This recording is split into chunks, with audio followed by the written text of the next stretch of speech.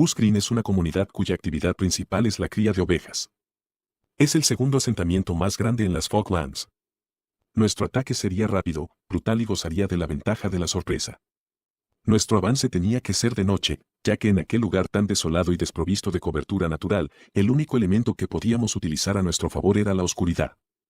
Los argentinos, por su parte, estaban bien atrincherados. Su línea de defensa principal iba desde un lugar llamado Boca House en el oeste hasta Darwin Hill en el este. Unos 300 paracaidistas del segundo regimiento asaltarían las defensas en un frente de 1 milla, apoyados por la artillería de los comandos y por el fuego del buque HMAS Arrow, y penetrarían unas 5 millas hasta llegar a Goose Green. Los SAS habían reconocido el lugar, así que las posiciones de los argentinos no eran desconocidas para nosotros, o por lo menos eso pensábamos. Comenzamos a avanzar por el inhóspito páramo hacia Goose Green. Nuestra compañía sería la vanguardia del resto del regimiento. Luego de marchar como por 4 o 5 horas, llegamos a las inmediaciones de un lugar llamado Camelo Creek House, que sería el punto de inicio de nuestro asalto. Nuestro comandante solicitó fuego de artillería para espantar a los argentinos que pudiesen estar acechando en los desolados edificios. Nos sentimos muy poco impresionados cuando la artillería comenzó a caer a 1000 yardas atrás de nuestras posiciones. Comenzamos a insultar a aquellos inútiles, ya que más que servir de algo, podrían haber alertado al enemigo de nuestra presencia. Por suerte, el lugar estaba vacío. En el lugar intentamos mantenernos calientes y descansar. Luego de una semana en la intemperie se sentía extraño tener un techo nuevamente sobre nuestras cabezas. Mientras descansábamos y comíamos, nuestros oficiales nos ordenaron salir del lugar y esparcirnos a la carrera. Increíblemente, la BBC le había contado al mundo de los planes de atacar Goose Green. Obviamente los Argys también se habían enterado. Esos buenos para nada habían acabado con el elemento sorpresa. Chris Kibble, miembro del gabinete de guerra, quería abortar la misión. Pero nuestro comandante, Robert H. Jones, apeló por continuar con el plan. Como sería comprobado posteriormente, los argentinos creyeron que las noticias habían sido una farsa para despistarnos. No creían que fuésemos tan imbéciles. Mientras la batalla se acercaba, una sensación de aprehensión nos invadía. No teníamos miedo, después de todo ninguno sabía lo que era realmente estar en batalla. En realidad estábamos preocupados de no cumplir con nuestra misión. Antes de avanzar, partidas de exploradores fueron enviadas a las inmediaciones de Darwin Hill para actualizar la información de las defensas enemigas. Increíblemente, ni los SAS ni nuestros exploradores descubrieron las bien camufladas posiciones de ametralladoras colocadas en el lugar. A eso de las 2:30 de la mañana del 28 de mayo, la batalla por Goose Green comenzó. La compañía A fue la primera en cruzar la línea de avance y se movieron hasta Bansard House, donde se encontraron con el enemigo. Los paracaidistas mataron a 2 defensores y dejaron las casas como queso suizo. Cuando entraron en los edificios, se sintieron horrorizados al darse cuenta que habían 3 civiles británicos. Afortunadamente, estaban traumatizados pero ilesos. La inteligencia británica había fallado nuevamente, ya que habían asegurado que en la zona no habían civiles. Ahora, la artillería de los comandos y los cañones del HMAS Arrow comenzaron a atacar las posiciones enemigas. Realmente les dieron una paliza. Sin embargo, las posiciones de ametralladora argentinas estaban intactas. Ahora, las compañías A y B se movieron hacia Darwin, marchando directamente hacia los nidos de ametralladora argentinos. En este avance fue que sufrimos nuestros primeros muertos. El cabo Cork fue alcanzado en el estómago. Al lado de él fue encontrado el soldado Fletcher, quien había sido acribillado mientras intentaba prestarle auxilios a Cork.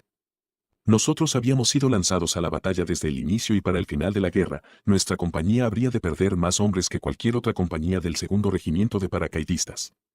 Una balacera impresionante comenzó al frente nuestro, y todos nos lanzamos al suelo. De pronto, era el infierno en la tierra. El fuego de ametralladora venía de todas direcciones y era bastante preciso. Los Argys lanzaban bengalas para iluminar nuestras posiciones. En el páramo, las ráfagas de ametralladora brillaban con la munición trazadora de diferentes colores. Luminosos arcos verdes, rojos y blancos formaban un espectáculo extrañamente hermoso. Al caos general se sumaron las ametralladoras nuestras, los morteros y fuego de fusil. Nadie sabía hacia dónde disparar, o dónde estaban los nuestros, o dónde estaba el enemigo. Al principio estaba aterrado, pero cuando la adrenalina comenzó a fluir, todo el miedo se disipó. Realmente es increíble cómo funciona el ser humano. Ya no sentía frío, y todo el entrenamiento comenzó a mostrarse en mis movimientos y decisiones. Una claridad inmensa sustituyó el temor inicial. Esta era la primera vez que estaba bajo fuego enemigo, pero las ideas en mi cabeza tenían un sentido tremendo. La clave del éxito en la batalla es mantener el impulso, moverse hacia adelante. Aquella es la teoría, pero cuando está todo oscuro y el enemigo no se puede ver, todo se vuelve muy difícil. Las posiciones de los argentinos solo fueron halladas cuando estábamos a pasos de ellas. Entre la orquesta de sonidos metálicos, los gritos de los hombres, llantos e insultos se oían con una claridad fantasmal. En un momento llegamos a las trincheras enemigas, el aire estaba espeso con el humo y con el olor de la sangre e intestinos atravesados. El olor me recordó el baño de alguna cantina de mala muerte en Escocia. Nos tropezamos con argentinos muertos, estaban horriblemente destrozados. Uno de ellos tenía la mitad del rostro arrancado, probablemente había sido alcanzado por una de aquellas horribles balas de las ametralladoras Kimpis. Nosotros usábamos el mismo fusil que los argentinos, su munición era muy potente y estaban diseñados para destrozar al enemigo. Al ver a soldados argentinos con heridas de estas armas, era imposible no pensar que uno mismo podía terminar con un agujero del tamaño de un melón en el cuerpo. Alcanzamos a un grupo de argentinos vivos que aterrados, levantaban las manos, lloraban y suplicaban. Vimos a otros quemándose, alcanzados por granadas de fósforo, aún con vida pero presas de un dolor indescriptible. Aquellas imágenes jamás se borrarán de mi memoria y soy capaz de recordar hasta el más mínimo detalle. Luego de eso entendí lo siguiente. Uno no pelea por la reina o el país. Uno lucha por el hombre que está al lado. Los argentinos probablemente también pelearon por sus camaradas. Ellos no querían morir por Galtieri o por la posesión de una isla. En ese sentido, nosotros éramos igual de miserables que aquellos cuerpos destrozados en batalla, la única diferencia es que nosotros aún respirábamos y nos movíamos. Por favor, Dios mío, sácame de esto con vida, repetía en mi mente, mientras los oficiales nos gritaban que siguiéramos avanzando. Para este momento, la batalla había llegado a un nivel máximo. Alcanzamos un lugar llamado Coronation Ridge y quedamos atrapados bajo fuego de ametralladora. Dos hombres ingleses, el cabo Gary Bentley y el soldado Barry Crellin asaltaron la posición. Disparando desde la cadera con la ametralladora ligera lograron matar a dos argentinos, pero Bingley fue alcanzado en la cabeza por los últimos disparos que los defensores lograron realizar. No había tiempo para pensar en nuestro camarada muerto. Necesitábamos recuperar la ametralladora, que ahora estaba en el suelo cerca de la trinchera enemiga. Sin pensar, salí corriendo hacia donde estaban Bingley y Grayling. Al agarrar el brazo del primero, supe instantáneamente que estaba muerto. Es increíble pensar que un hombre con el que uno convivió tanto tiempo, ahora estaba en el suelo muerto y no regresaría nunca, se había ido. Grayling estaba aterrado y paralizado y parecía no estar presente, era como si su mente hubiese abandonado su cuerpo. La batalla continuaba alrededor y comencé a tirarlo del brazo. Grayling pensaba que había sido alcanzado por un tiro y se estaba alistando para morir. Lo revisé y le aseguré que estaba ileso. Le dije que se moviera o yo mismo lo mataría. Recuperando un poco la compostura, comenzó a retroceder a nuestras líneas mientras yo llevaba la ametralladora de regreso. Cuando retrocedíamos, una sección de los nuestros había alcanzado el nido de ametralladora que había matado a Bingley, y acabaron al resto de los argentinos con granadas y tiros de fusil. Una vez reagrupados, comenzamos a avanzar. Usando cualquier cobertura posible, una hendidura del terreno ahí, una roca más allá, intentamos ganar territorio. Ahora, posiciones enemigas mucho mejor establecidas comenzaron a dispararnos y había aparecido una amenaza nueva. Francotiradores. Uno de nuestros hombres, Tam Mechan, recibió un disparo justo en la frente. El pobre Tam debía de haber estado fuera del ejército, pero había sido convencido de quedarse por otros 6 meses más y por esa razón, ahora estaba muerto. Wayne Rees, operando la Gimpy, comenzó a atacar las posiciones argentinas. Los muchachos de las armas antitanque se unieron y disparaban contra el enemigo. Debió de haber sido un infierno para los defensores. En este lugar, solo Dios o la suerte podía ayudarte, como pronto lo descubrió mi amigo Dead Parr. Dead había caído al suelo como un saco de ladrillos y mientras yacía en el suelo quejándose, un paramédico se había acercado. Luego de abrir su uniforme, el auxiliador quedó confundido por la falta de sangre. Pasados unos segundos, este hizo un descubrimiento fenomenal. La bala estaba sobre el ombligo del doliente. De alguna manera, el proyectil había chocado contra la hebilla del cinturón perdiendo toda su fuerza. Naturalmente, nuestro camarada había quedado terriblemente dolorido y casi se desmayó del dolor, pero su vida había sido perdonada. Mientras avanzábamos por las posiciones enemigas, ahora abandonadas o neutralizadas, logramos ver un poco de cómo vivían estos jóvenes que habíamos matado. En el lugar habían autos de juguete, revistas de caricaturas, fotografías de seres amados. Eran igual de ingenuos que nosotros. Sinceramente fue una visión que me entristeció. En general, sus posiciones eran un desastre. La basura, mierda y mala organización eran evidentes. Sin embargo, no habían de ser subestimados. Me repetía constantemente, no sientas simpatía por estos bastardos, no sientas lástima por ellos. No podíamos permitirnos sentir emociones humanas y por eso, seguimos avanzando y matando a cualquiera que encontráramos. Cuando aclaró, seguíamos luchando. Comencé a pensar que las cosas no iban de acuerdo al plan cuando la artillería de Lecha Mazzaro se silenció. El apoyo aéreo brillaba solo por su ausencia debido al mal tiempo y nuestras municiones de mortero estaban agotadas. Para empeorar las cosas, ahora estábamos al frente de 11 posiciones enemigas que se apoyaban mutuamente y los argentinos estaban defendiéndose con más tenacidad de la esperada.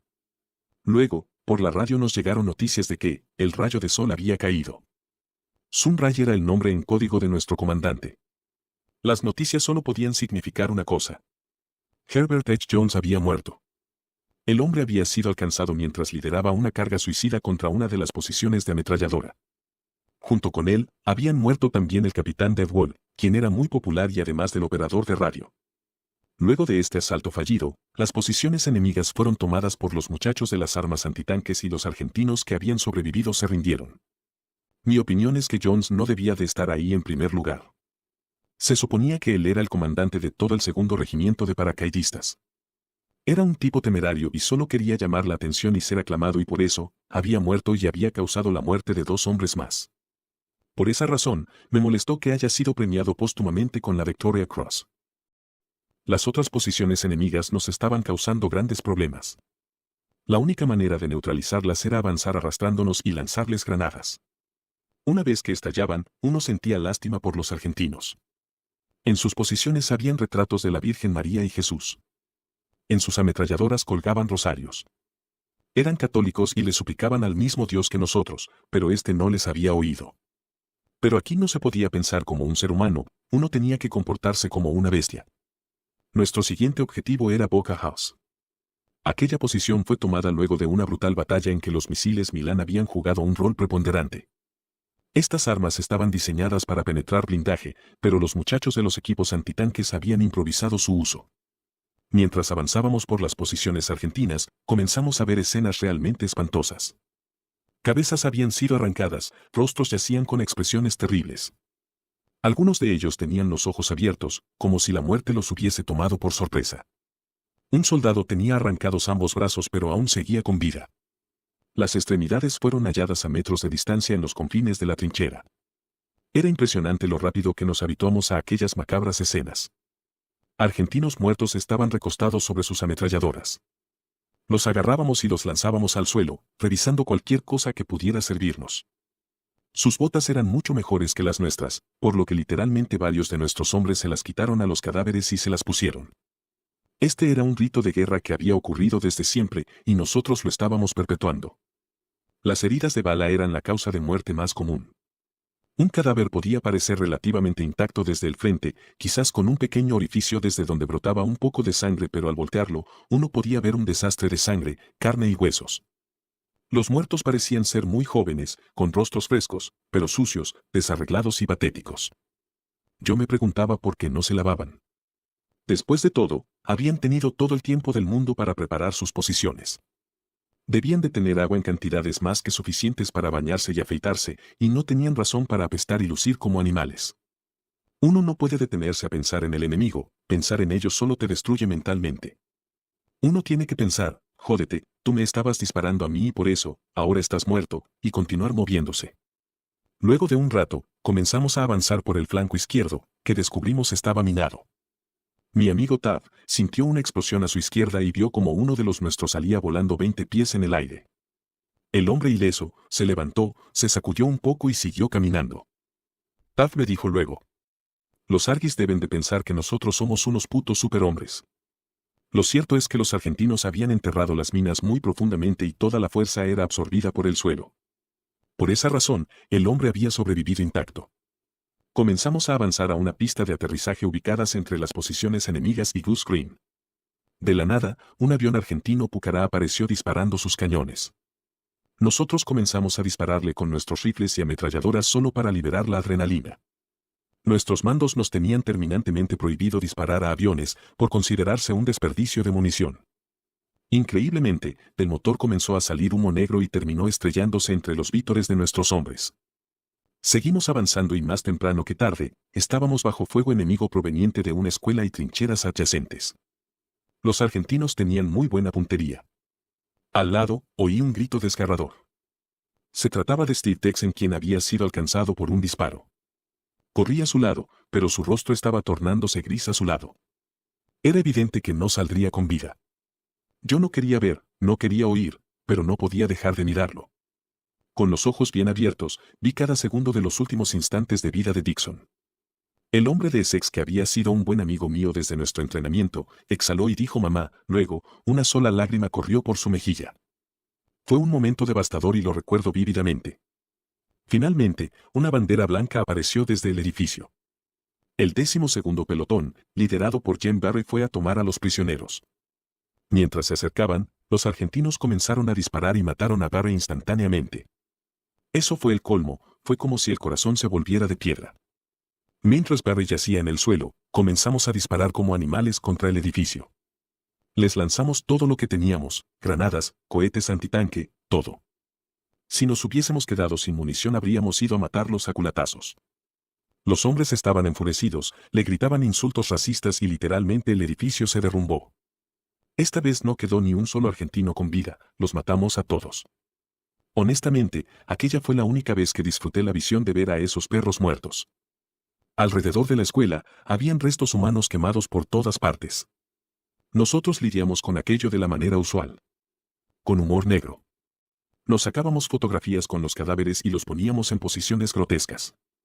Un bromista había metido una pierna en la mochila del sargento de morteros Pep Hall, quien al descubrir el contenido, salió espantado.